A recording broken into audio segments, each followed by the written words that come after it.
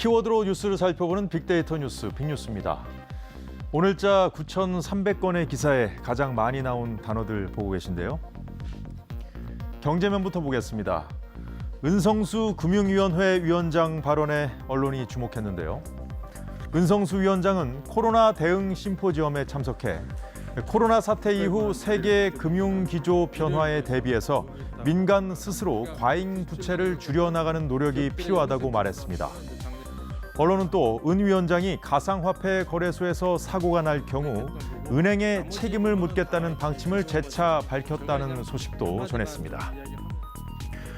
한국거래소도 올라와 있는데요.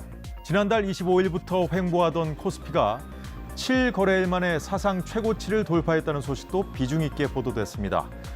언론은 외국인과 기관이 동반 매수한 사실에 주목했습니다. 정치면에서는 도쿄올림픽을 계기로 한 문재인 대통령의 일본 방문 타진설 보도와 청와대 반응이 나오면서 화제가 됐는데요. 한국 정부가 문 대통령의 방일 의사를 일본 쪽에 전달했다는 산케이 신문 보도에 대해 청와대 관계자는 정해진 것이 아무것도 없고 일본 언론의 추측성 보도에 대해 코멘트하지 않겠다는 입장을 밝혔고요. 일본 정부 역시 공식적으로 보도 내용을 부인했다고 언론은 전했습니다. 국제면에서는 중국과 연관 키워드로 페이스북이 함께 올라와 있는데요.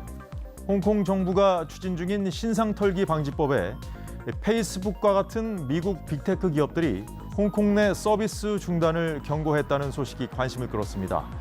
중국과 홍콩 정부는 2019년 반정부 시위 당시 홍콩 경찰의 개인정보가 노출된 일을 명분으로 법 개정을 추진 중인데 빅테크 기업들은 오히려 이 법이 선의의 정보 공유와 표현의 자유를 위축시킬 수 있다며 반발하고 있다고 언론은 전했습니다.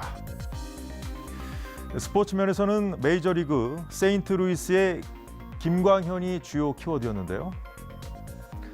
리그 홈런 1위인 샌프란시스코 강타선을 상대로 시즌 최다인 7이닝을 소화하면서 상대편 타자 단 한 명도 2루를 밟지 못하게 하는 호투를 펼쳐 시즌 3승을 달성했습니다.